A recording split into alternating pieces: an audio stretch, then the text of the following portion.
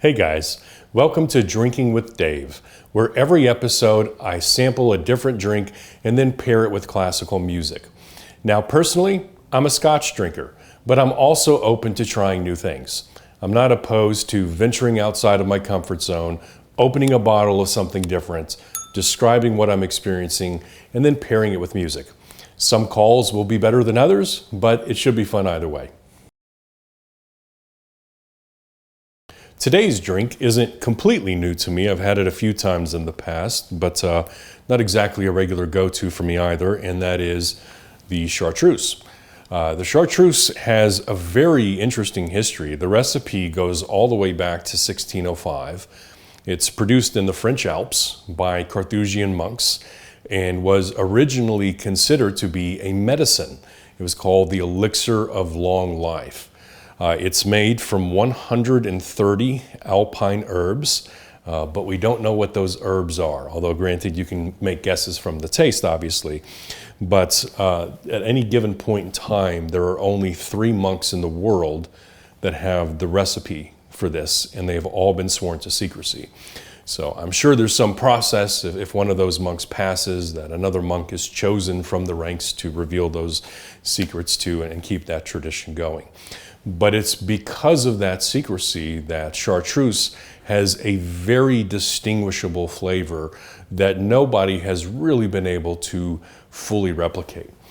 Now, this comes from a single monastery that is in the Chartreuse Mountains, which is what the drink is named after. Some people assume that it was named after the color chartreuse because it quite literally is that color, when in fact it's actually the other way around. The color was named after the shade of the drink, and to the best of my knowledge is the only color named after an alcohol. Now this one has a very respectable ABV, 55% alcohol by volume. And there are 2 versions of this. There's the Green Chartreuse and the Yellow Chartreuse. The yellow came much later, 1840, has a lower ABV. I think it's like 40%, something like that. It's been sweetened with honey, and it has a very light tone comparative to the green. But with that said, we'll be going with the original, the green today. Now, at the time of filming this, there is a shortage, and so this is becoming increasingly difficult to come by. I do have a source I was able to get this through, but none of the liquor stores here in North Carolina have been able to get their hands on this lately. And you know, there are rumors floating out there that the monastery is scaling back. That's simply not true. What's really happened is there's been an increase in demand as the drink has grown in popularity in recent years. And the monastery simply is not scaling to meet that demand. And they're doing that, and they've made that decision in order to stay true to their time-honored traditions, which has to be one of the most badass reasons ever to have a shortage, if you're going to have a shortage, right? I think most business owners see an increase in demand, they scale accordingly, not to leave money on the table, right? That's just not the mentality here. They're going to continue making chartreuse from the same monastery in the same way they have for hundreds of years. And keep in mind, these are monks. They're also going to take time to dedicate themselves to prayer and study. They're not looking to hire a bunch of folks, right? That's respectable. It sucks if you're a fan of chartreuse because it means it's going to become increasingly more difficult to come across, which is also going to increase the cost as well. But I can't think of any better reason to have a shortage. With that said, let's dive right in and we'll see what's on the nose.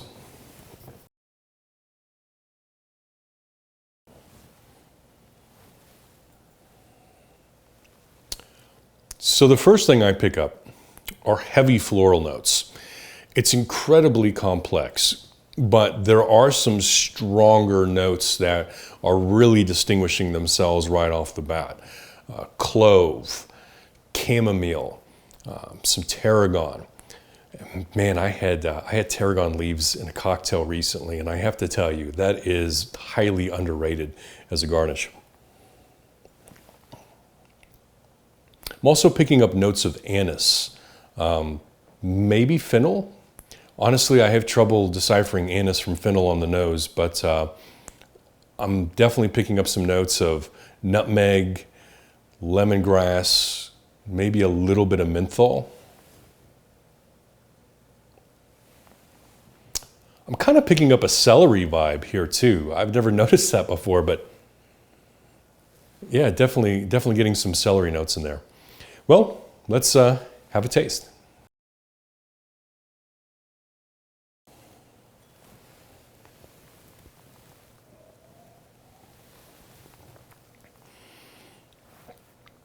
Wow, this is so complex.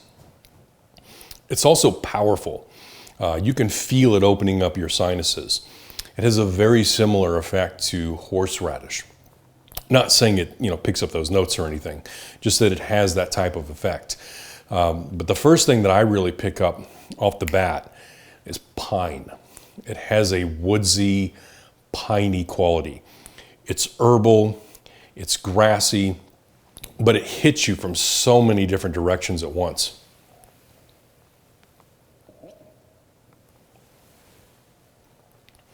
I'm also picking up notes of lavender, sage, thyme, basil.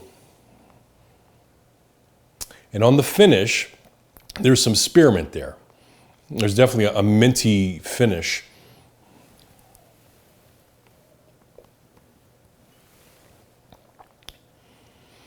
There's a subtle sweetness to the finish too.